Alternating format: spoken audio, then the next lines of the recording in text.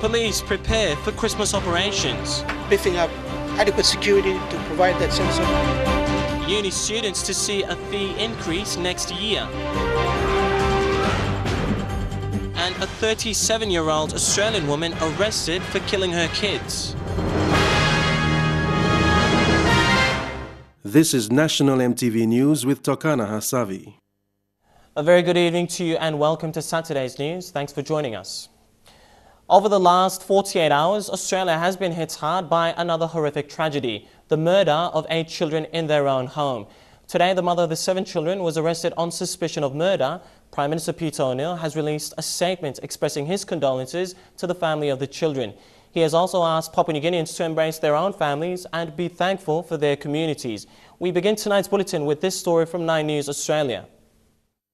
Young, happy, innocent, smiling faces, now gone. 8 beautiful children taken on what's supposed to be the most joyful time of the year. Today, tearful classmates, friends and family converged on a makeshift shrine, simply unable to comprehend how 8 carefree kids could be killed in one of our country's worst mass murders. I feel sick. I feel sad. She was, just happy. And in a total state of shock now. The fact that this has happened so close to home has made me feel gut-wrenched. Through the night, people came, prayed and cried. Among those at a vigil, the 20-year-old brother of 7 of the slain children. It's believed he discovered their bodies yesterday. A community in shock. No one in this tight-knit Cairns suburb could sleep. I'm just broken-hearted. What can you say about children? Good, cute, they were just good kids. While the community grieved, behind this makeshift fence, police worked in difficult conditions. Forensic people are still in the house. The deceased have been removed from the residence. The mother of 7 of the 8 children was today arrested in her hospital bed over the murders. The 37-year-old now remains under police guard as she herself is treated for neck and chest wounds. She's awake and lucid and able to speak. It could be any humble home in Australia. In the backyard, children's toys. On the line, washing hangs out uncollected. And on the wall inside, photos of the young children. Number 34 was a normal family residence until it was all shattered yesterday. Police say they've discovered a number of potential murder weapons inside the 3-bedroom house. And while working out what happened may be easy for authorities, working out why it happened may prove much more difficult. And back home now, a month after the PNG Games and the Lae Police face another security challenge during the coming Christmas holidays. It comes after more than 10 killings in the last 12 months. Lae Police boss Ivan Lakatani says they will start operations with foot patrols and are prepared to clamp down on illegal activities. Before the PNG Games, the Lae Police struggled with increasing crime rates. Major events in the industrial hub poses great security threats. But police have continued to contain much of the crime problems during these events. 1 month after Lae hosted the PNG Games and Christmas has arrived, another major event and more challenges for the Lae Police. Our preparations and management of the security during that time was, to me, it was well planned and executed as well. Lae Police boss Ivan Lakatani explains that operations will step up during the Christmas and New Year periods. Lae Police have learned from big events that have happened and hope to provide the same security during Christmas. It is common knowledge, so everybody knows that there is huge ratio disproportionality of police personnel to the general public. Currently, it's just like about 1 policeman per 1,200 people. The crime record for Lae this year is very grim. They were tough lessons for the Lae Police. Multiple murders earlier this year. A man's body was found in the middle of Cassowary Road. He was stabbed over 75 kina. Another man murdered at Bumbu, his head sliced from ear to ear. and women raped and killed, their bodies dumped in different locations. These are just snapshots of what the Lae police have had to deal with this year, but they continue to provide security amidst housing problems and staff shortages. Bethany Harriman, National EMTV News, Lae. After many months of traffic congestion along the Erima to 8 Mile Road, motorists will now breathe a sigh of relief. Prime Minister Peter O'Neill opened the new Hubert Murray Highway, which was completed 6 weeks ahead of schedule. For many, driving along the Erima to 8 Mile Road is a tiring experience. Traffic jam starts from Gordon's to 8 Mile. That now will be a thing of the past after the completion of the new Hubert Murray Highway. The construction of the 77 million kina project started in 2013 and was expected to be completed next year. However, the project was completed 6 weeks early. Prime Minister Peter O'Neill commented on the amount of money spent on developing the city because of the population and the need for development. People are spending plenty money lo city because population go on top. Because people like spending money lo city na people working noga. Close to 1 million out of 7 million man meri staff inside lo Port Moresby city. Plenty man work lo complain, plenty man work lo totok. That's all na ba you look at in population suppose you look at infrastructure. Many settlers in the area were relocated because of the project. Those that came to witness the opening of the roads said they were happy with the development. The completion of the road is also part of the preparations in the city towards the Pacific Games next year. These sort of roads will open up our city. It will open up all the way from Moresby South to northwest to northeast. We're finally seeing proper infrastructure development coming to our city. The design and construction of the 3.9-kilometer 4-lane freeway is completed. However, work is still needed on the installation of traffic lights at the Erima intersection. Judith Kasek, National EMTV News. Students entering tertiary institutions can expect to see an increase of 4% in their tuition fees next year. Secretary for Education, Dr. Michael Tapo, said this is to cater for the school's infrastructure development and project fees. While the government's free education policy will benefit students studying at the elementary to upper secondary or nationalized schools, it does not include those in the tertiary institutions or universities. Next year, university students will be slapped with a 4% increase. We don't have a 4% increase in the 2015 budget. All right. So while we have an increase in some areas, there are some areas that we're just maintaining the level of resources until 2016. For students studying at the tertiary institutions, the increased tuition fees pose a great challenge for them. Many of the students depend heavily on their parents for support. University and tertiary education university, tuition fee free is for general school education. All right, separate the two. Tuition fee free is for general school education, meaning elementary to grade 12. However, not all students under the government scholarship can afford to pay their school fees. The increase in tuition fees affects students from the rural and even event centers studying at various tertiary institutions around the country. Eric Arupma, National EMTV News. Another case of police brutality. That story and more after the break. Stay with us.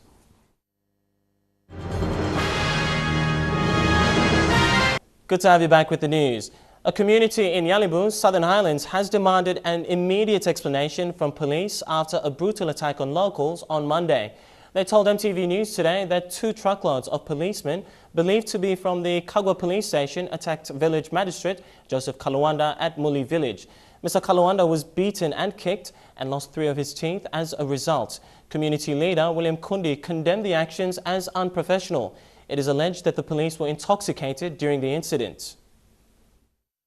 So this la mibla like in peace, mibla like in law and order, masista beta mas lugati mibla like in policy background this like and something or bring him this like an exercise, he can beg la community can mibla like him good law na good school must run inside the area blambla, village blambla, lon electorate blambla na district blambla one time. Thank you through.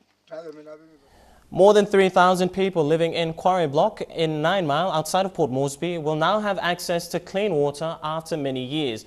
Like many other settlements in Port Moresby, water and sanitation are big concerns for them. The water supply was made possible through government funding. Quarry Block in 9 Mile community is not different to any other communities around the nation's capital. For this community alone, water has been a major concern. For almost 15 years, the community has been struggling with this water tap. The only tap that supplies water to more than 3,000 people in the Quarry community. Only wara mipla amas la family lo ye mipla sa yosim dis la wara na mipla sa live lo sa wara mipla mama mipla ngat blandi pigneni sik na woni samji kama mipla sa osim na karim kam lo wara mbabim come back mipla sa make mosem blandi time. The community has been a haven for many working class who can't afford the high cost of rental in the city. The cost of supplying water to all households was at 65,000 kina and was met by the Moresby Northeast electorate through the DSIP fund. Member responsible Labi Amayu was represented by his office, making the presentation to Edarano to speed up the work for new water taps. Water I'm stabbing Salon liquid and blong Edarano and you must clear. Tam Edarano you just shut him this la water off, you will have no water. You must bambil in orolong water you must run. The community leaders were all smiled to have access to clean water in quantity, as it will contribute immensely to the grooming and well-being for all individuals. On the bigger scale, the commitment shown by the community to work along with their local member, not to mention NGOs, is undeniable, as they prepare to commission their new water taps once it's completed. Tere Alex, National EMTV News. Hohola Police Station in Port Moresby was recognized as the best NCD police station in 2014. The cleanliness of its ablution block has placed it in front of other stations. Police Station Commander Inspector Ben Kua received the award at the NCD Metropolitan Commanders Parade. The Best Police Station Award is one of the 12 Metropolitan Commanders Awards that is presented annually to end the police year of operations. Other categories include Best Station Commander, which was awarded to 45-year-old Senior Sergeant Bill Werake. The Best Officer in Charge award was presented to Philip Koliadi from the CID, Prosecutions and Traffic Department.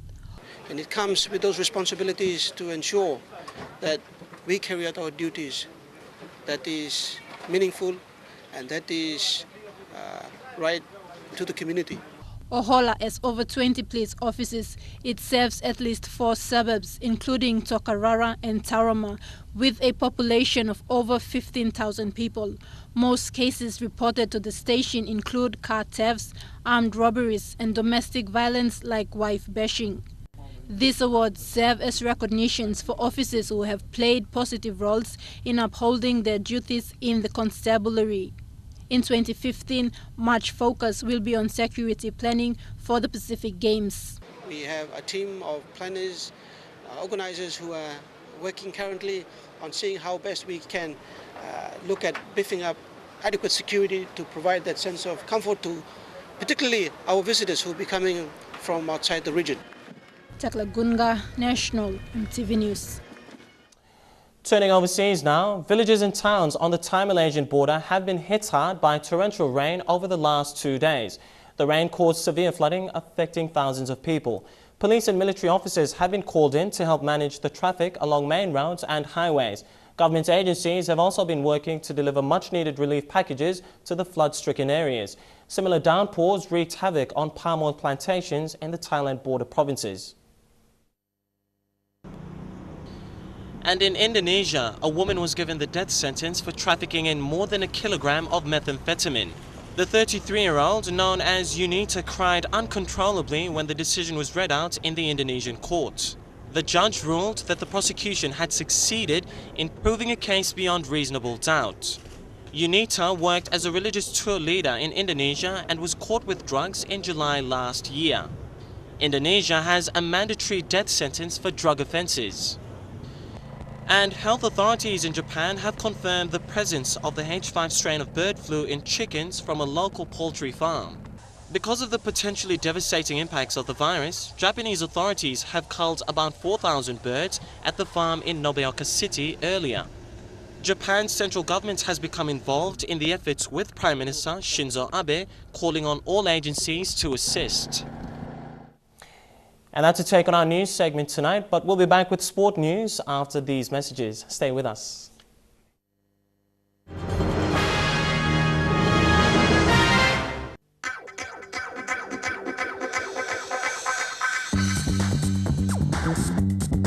Trukai Sports.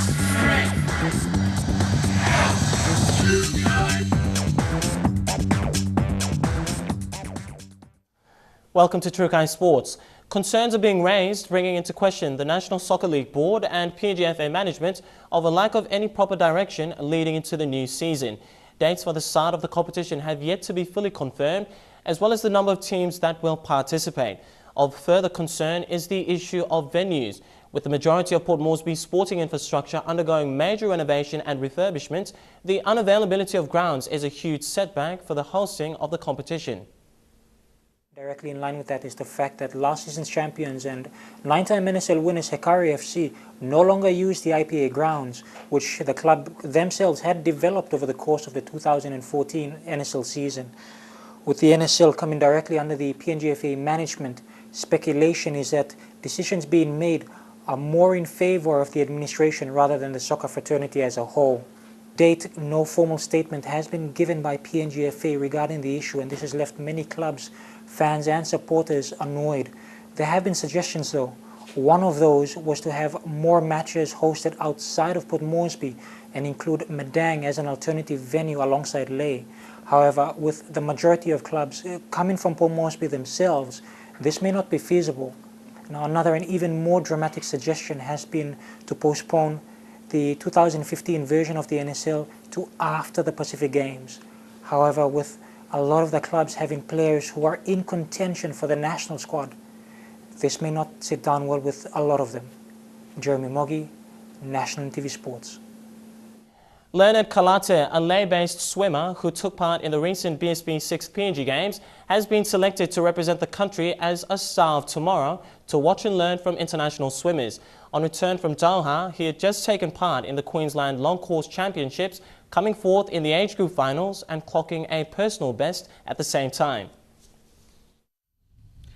Selected as one of only 2 young Papua New Guineans soon after the PNG Games, Leonard travelled as part of the Stars of Tomorrow program initiated by FINA. During the camp, we just had lectures and training sessions, and we were given talks from very Olympians here.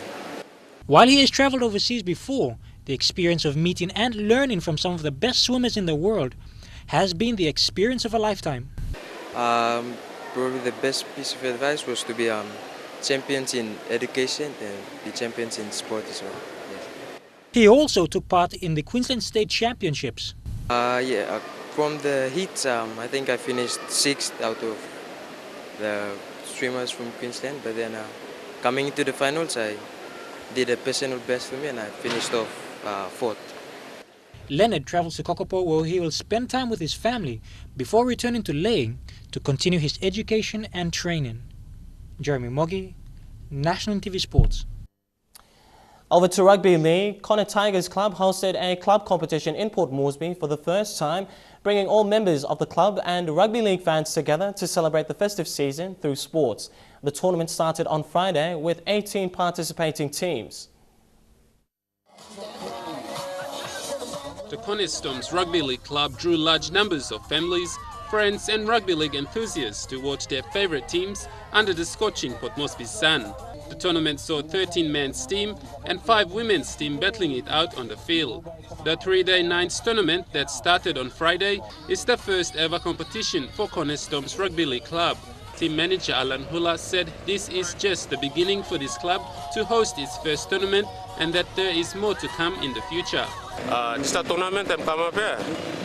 I'm Cornerstones Rugby Football League Club. We play affiliate on the PRL, so now lo break time. We play hosting this 9th tournament lo purposely lo festive season. Lo mangi na young club mangi meri lo koni all staff natin os la Christmas time all ba can play 9s na. All ba passing time so all na play involved lo kind of big passing number so we play hosting the 3 days tournament. Last time start Friday, now Saturday na tomorrow ba finals. The games were played in 4 pools for both male and female divisions. Tournament manager Alan Hula said such events like these are good for the community to bring families and friends together, especially youths in the community during this festive season. The tournament will end tomorrow with its grand final matches. Godwin Eki, National EMTV Sports. And True Kai Sports ends on that note, but after the break we'll have the latest weather details when we come back. Stay with us. True Kai Sports.